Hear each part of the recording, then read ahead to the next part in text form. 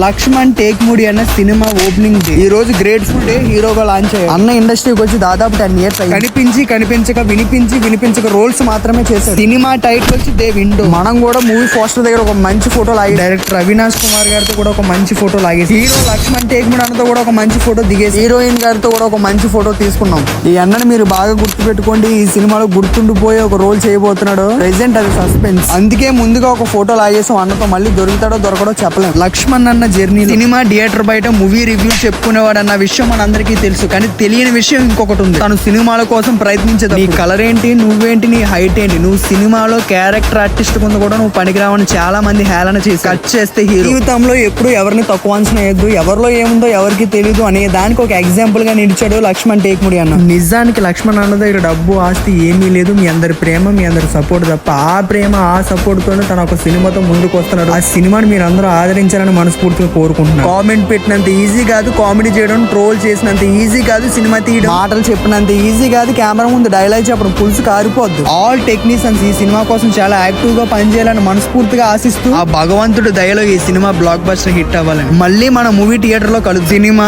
Cinema cinema.